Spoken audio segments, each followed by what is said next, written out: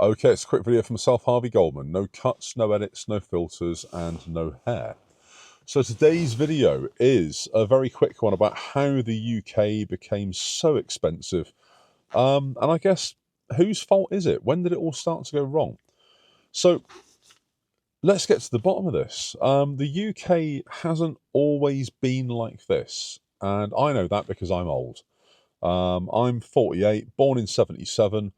And I can tell you now that through the end of the 70s, I don't remember much.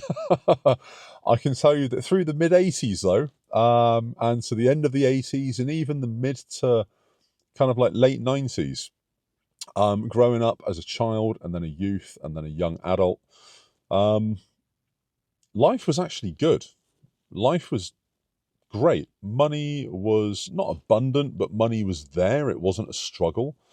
And then it just seems that around the mid noughties, we started slipping into increased living costs, more unaffordable living, working longer hours, and the inability of people to have became more noticeable in my local area. So, what caused this? I mean, I guess people will blame all sorts. Every generation's got their scapegoat. I guess for mine, what was it, 1979 to around, I think it was about 89, 90. That was Thatcher's era. So obviously she sold a load of the council houses off. There was massive privatisation and there was a de-industrialisation of the UK's economy. So that was probably the start of it. In my mind, that was probably the start of it.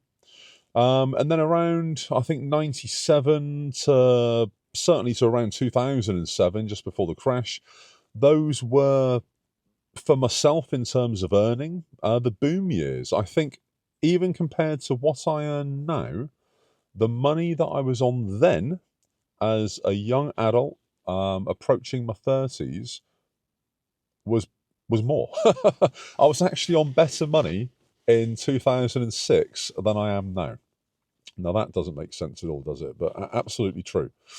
And I'm guessing that the deregulation and everything else, it all set up the big crash. So in 2008, there was a massive crash. The banks bailed out, everything broke, it all collapsed around our ears, and austerity got introduced. And that was with us for a while. And then I think 2010 to perhaps 2019, or maybe just after the first whisperings of COVID, perhaps around the end of 2019, beginning of 2020, there were social support cuts. Real wages fell basically 7.5%. Now, obviously, 2020, we had COVID hit. That lasted, I think, officially until about 2023. So we had COVID-19. On top of that, we also had Brexit. Cheers, Boris. And there were trade issues, there were furloughs, obviously inflation went mental. And then it seems that it's never gone away. 2024, right to now, the present day, inflation is lingering. We find that wages are definitely lagging and the cost of basics is still climbing. And this is across many industries. I mean, for housing, home ownership rates have actually fallen to 63%, down from about 70 plus in the early 2000s. Now, a lot of that is because people simply can't afford deposits, or the banks have got idiotic rules where you need to have so much income or proof of so much income over time to be able to qualify to go for a mortgage. And in my head, that's stupid. I think if somebody's able to pay rent on a property and they've paid rent for a number of years and never defaulted, that's the same as having earnings in the bank and having them over a regular period. There shouldn't be any difference. I think people that don't have savings or don't have employment income, it shouldn't matter. As long as they can pay their rent, that's proof that they can pay a mortgage. In my head, anyway. Maybe I'm completely wrong. But I know private rents have increased by 27%. That's just in the last 4 years. And that's according to Zoopla, by the way. So all of these are stats that are backed up and researched. 1.2 million households are on housing waiting lists in England. And that's not going to get any better. We know we've got the boat people that are coming over, taking the houses. That's a whole other issue and video in itself. I can't believe the kind of mentality that our government is taking with this either. It's crazy.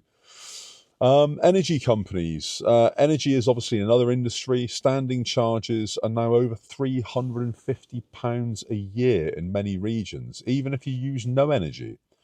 So you could basically be a landlord that's got a property, and if there's nobody living in it, you're still paying about £1.50 a day, which is absolutely nuts. Government price caps, they have eased a little bit, but the costs remain high. Because I think the subsidies that they give these companies are obviously less. Food and essentials is another area. Obviously, UK food inflation is crippling. There was a peak in 2023 of 19.1%, and it is still around 6% even now. So it has gone down from the sort of tail of COVID. But then, of course, there were supply issues then, and that's why the prices went up. But we don't have those issues now, so why are they still high? And the answer is logically because companies are greedy and they want to retain their high profit levels to please their shareholders. That's the only logical explanation. And it is all about wages versus profits. FTSE 100 companies, their profits surged in 2023.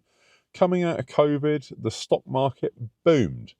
And all at the same time, workers' wages actually stagnated. But it's okay because the CEOs of these companies basically were on 118 times the average worker's salary.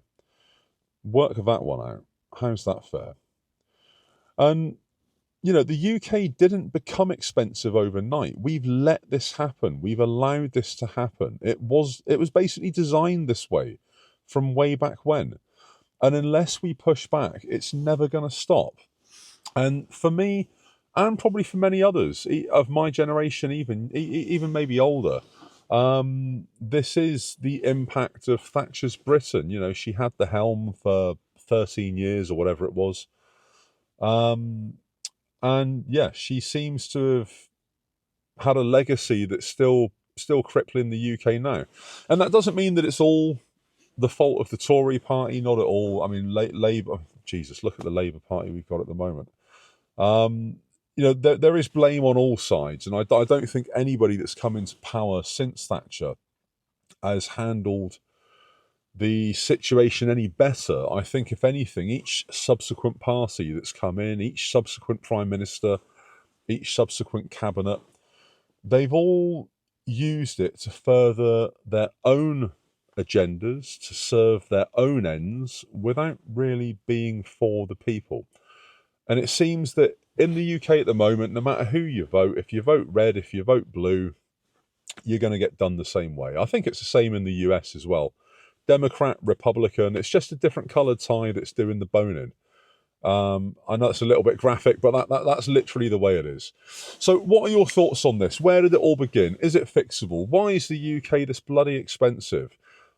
Should we all be looking at just saving up, cashing in our pensions and trying to exit ASAP? Drop it in the comments. Let me know. Really keen to find out if I'm just being miserable and dour about the whole situation, or if there really has been and really is still a darker agenda at foot that's the throwback of a Tory era long gone by. Let me know. YouTube's going to put another video there. I'm going to go off and enjoy what looks like rain and get back to my 9 to 5 grind. Goldman, peace out.